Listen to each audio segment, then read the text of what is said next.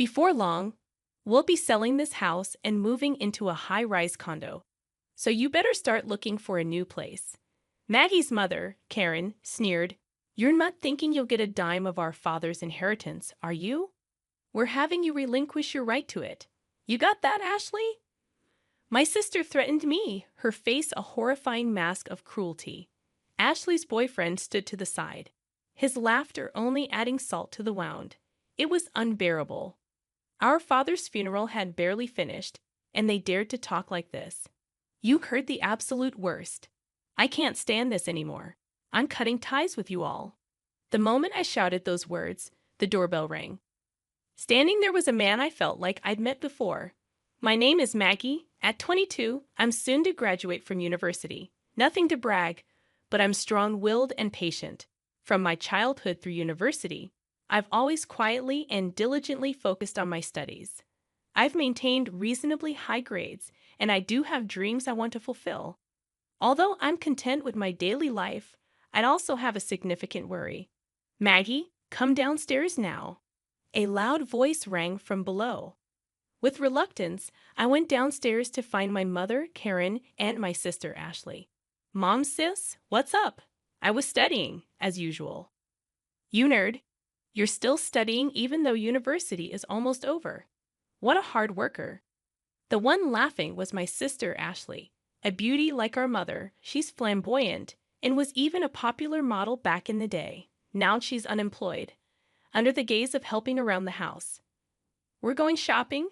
You should clean the dishes and do the laundry. Don't forget to iron properly, okay? Also, we're out of detergent and other things, so you should go shopping." Mother calmly ordered me to do the housework, knowing she would get furiously angry if I talked back. I quietly responded, "Okay." I left the house stressed out to the nines and high in spirits. "I need to get on with that," I muttered quietly as I started to clean up the mess they had left behind. Mom, a former beauty queen, has extravagant tastes and loves luxury.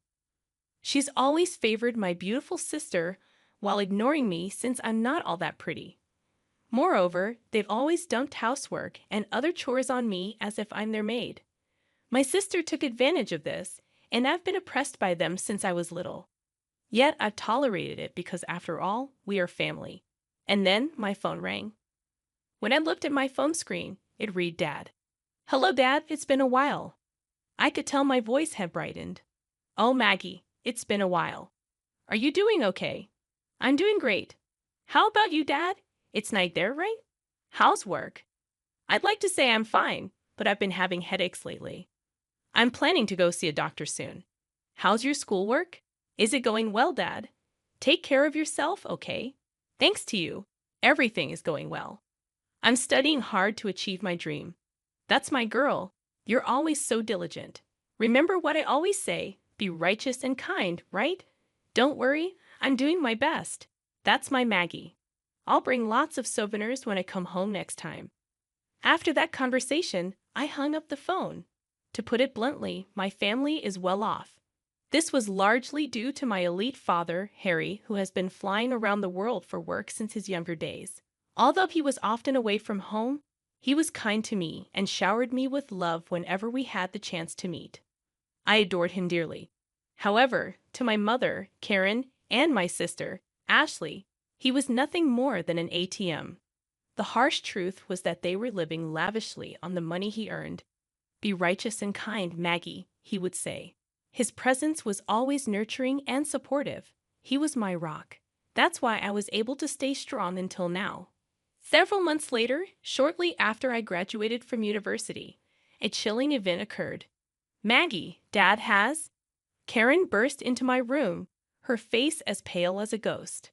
Apparently, my father had collapsed at the airport as soon as he returned home and was rushed to the hospital. Upon hearing the news, Ashley, Karen, and I immediately headed to the hospital. There, my once strong father lay frail and helpless. "We suspect he's had a stroke," the doctor informed us. Despite extensive treatment, my father barely improved. To be specific, he was left with severe physical paralysis and a speech impairment, unable to stand or converse properly. To care for my now dependent father, I decided to put my dreams on hold and dedicate myself to his care at home. Predictably, Karen and Ashley completely ignored him, treating him as if he was useless. They didn't even help with his care, let alone come by to see him. Mom, Ashley, if you helped with Dad's care once in a while, I'm sure he'd be really happy, I pleaded. However, their response was always the same. We're too busy. We've left Dad's care to you. Dad, it was a lovely day today, I would tell him. Thank you. He would struggle to reply. I studied and learned about caregiving. I made sure he could see outside by keeping the curtains open, fed him specially prepared meals, and arranged fresh flowers every day. Though I had help from professional caregivers, I did everything I could for him with all my heart, remembering my father who had worked so hard for us and showered us with love. I was desperate to do everything. Whenever times got tough, I would recall my father's words, Maggie, always be righteous and kind, and each time it gave me the strength to carry on. One day, I overheard Karen and Ashley whispering in the house. Thanks to Dad's insurance money, I was able to buy that bag I wanted, Karen said. I know, right? Thanks, Dad. Maybe I should get a new wallet too, Ashley chimed in. I held back from yelling at them and continued to listen, only to hear Karen utter something even more shocking. If Dad were gone, we'd receive a few $100 million from his life insurance and inheritance he's been saving up through his job and investments. Wow, Mom. And we should totally buy a luxury condo, and my boyfriend could live with us. Oh, I wish Dad would hurry up and die. Indeed, I couldn't bear it any longer and left the scene. My father was struggling to stay alive, and yet they were spending his insurance money and dreaming about a luxury condo from his inheritance, wishing for him to die sooner. I felt like vomiting out of anger and despair. In reality, my mother and Ashley had been living it up recently, buying up brand name items and even leaving my father and me behind to go on overseas trips. But there was no way I could tell my father, who was already having such a hard time. I didn't want to sadden him. Pretending I hadn't heard my mother and Ashley's conversation, I devoted myself to taking care of my father. Many friends and acquaintances often came to visit him. They all loved him. I particularly remember an older man in a suit and glasses who often came. I wasn't present, but he was probably an executor from my father's company or something. He would bow his head and greet me whenever he saw me. I was happy that my father was loved, and on the days when he had visitors, his face seemed brighter. I thought these days would continue, but a few months later, my father had a stroke recurrence and suddenly passed away. I cried, clinging to my father's body that no longer spoke. Even my mother and Ashley shed tears this time, mourning the loss of my father. What followed was a whirlwind. There was a wake and a funeral to be held, and of course my mother, the chief mourner, did nothing. Neither did Ashley. In the end, I had to go through all the procedures by myself, running around in a rush. The wake ended, and many people attended the funeral, with numerous flowers arriving as well. Seeing the character and popularity my father had in life, I felt somewhat comforted. At the funeral, sobbing voices echoed, and my father, with a peaceful face, embarked on his journey. In the evening of the day when the first 7 days were over, I had finally started to recover a bit from the sadness. As I was cleaning up the 7th day, my mother and Ashley called me into the living room. Next to Ashley was a man who was said to be her fiancé. Like Ashley, he looked good, but given his former job as a male stripper, his inner frivolity was clear. Apparently, his name was John. So about father's inheritance, my mom began. I had a terribly bad feeling, and then my mother, laughing scornfully, said something outrageous. We'll get a lot from your father's inheritance, so we decided to sell this house and live in a luxury condo. So you should leave. Mom, it's only been a week since Dad passed away. Are you already talking about the inheritance and the luxury condo? We've already signed the contract. It's a high-rise, brand new. You've already signed. When did you? About a month ago, I guess. A month ago. But Dad was still doing fine. He was practically dying. He had a lot of money, so it'll work out fine. My mother was selfish as ever. Ashley continued, yes, that's right. The luxury condos for mom, me, and my fiancé. So, you're a nuisance.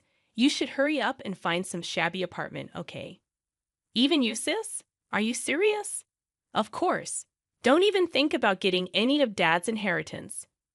We'll have you renounce it. You understand, right? Ashley was approaching me with a terrifying expression, and next to her, her fiancé was laughing. Seeing my father's inheritance in the corner of my eye made me feel suffocated. It was too much. They had the nerve to say such things before my dad's mourning was even over. You guys are the worst. I can't stand it anymore. I'm cutting ties with both of you. Huh? We'd actually feel relieved if you cut ties with us. My mother and Ashley laughed at me. I clenched my fists and started trembling. At that moment, the front doorbell rang. Straightening my trembling breath and wiping my tears, I'd opened the door, thinking it might be a late visitor. Good evening, my condolences for your loss. The man who deeply bowed his head at the entrance was the middle-aged man in a suit and glasses who frequently visited my father's sickbed. Thank you. Please come in. As I was about to invite him in, the man presented his business card. Please check this. My name is Watson, an attorney assigned by your father.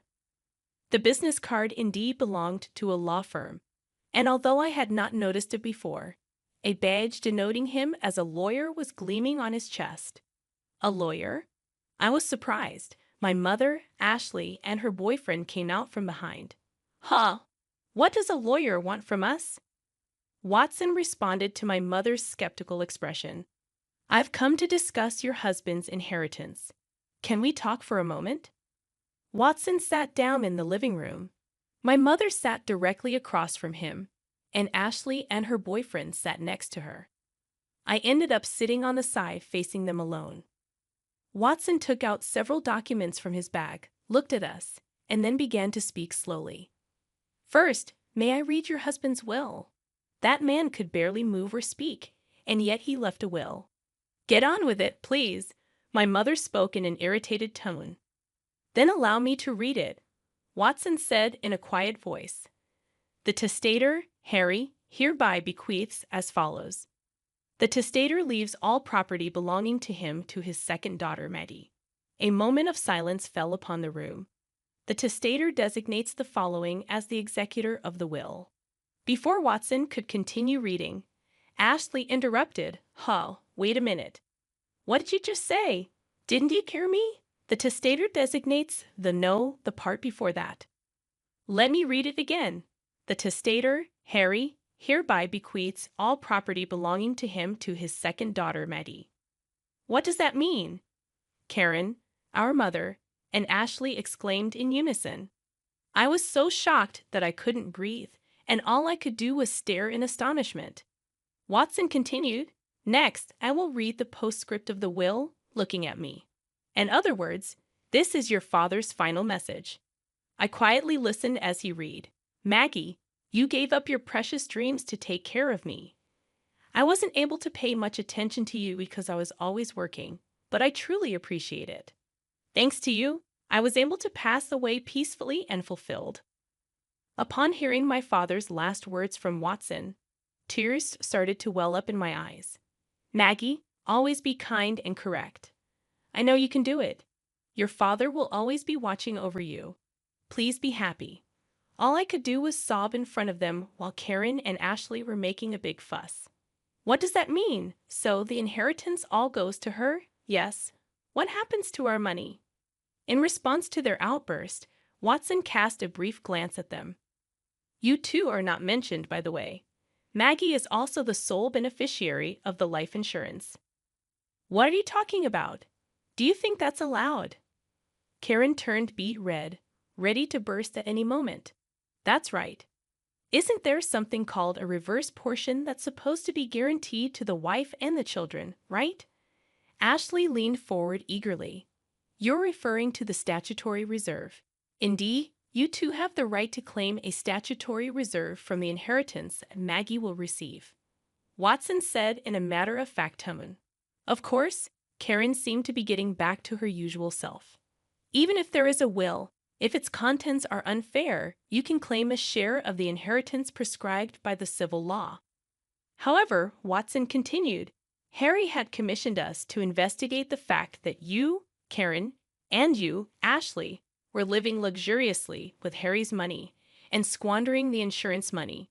The eyes of Karen and Ashley widened in astonishment. Indeed, you purchased a luxury condominium and a car, and you spend quite lavishly on host clubs and overseas trips. All the caregiving and household chores were left to Maggie alone. Moreover, there were even remarks hoping for Harry's death. My father knew everything. He knew everything but pretended not to know. That's my mother. Stammered Watson responded calmly. In this case, it's unlikely that the distribution of the inheritance will be deemed unfair. Even if you take it to court, it's very unlikely you'll be able to claim anything. Of course, you can try if you wish. I'll be the one you'll be set up against. My mother's face had turned a pale blue. That's ridiculous, my sister also muttered. When Watson was leaving and I walked him out to the entrance, he said, Maggie, you have grown up to be quite admirable. Your father always spoke of you with such joy. Really, my father has known your father since we were young, and I was honored to take on this request. Your father felt he was too lenient with the other two, but I believe he found peace knowing how well you turned out. Watson's eyes were squinted in a warm smile. I was so touched that I teared up again. Please live a happy life from now on. You know I'm always here to help. Watson left me with those words, and I kept bowing deeply to him. A year later, with Watson's help, I was able to inherit all of my father's assets. As for my mother and sister, my mother, unable to pay off the loans for the high-rise condominium, had already contracted the expensive car and the designer goods, eventually went bankrupt. My sister, on the other hand, was quickly abandoned by her boyfriend when he learned that she wouldn't be inheriting anything. I heard through the grapevine that she's now living with my mother and working part-time. They called me for a while, but I kept replying, I've cut ties with you. Please contact me through a lawyer. I thought that was what my father wanted too. Now they don't contact me at all. As for me, I used my father's inheritance to attend a law school I had once given up on. Originally, I wanted to become a prosecutor to uphold my father's words, always be kind and correct. But now my dream has changed. After working with Watson, who had saved me in my time of need and provided unwavering support, I started to admire being a lawyer myself. So now, I'm studying hard to become one.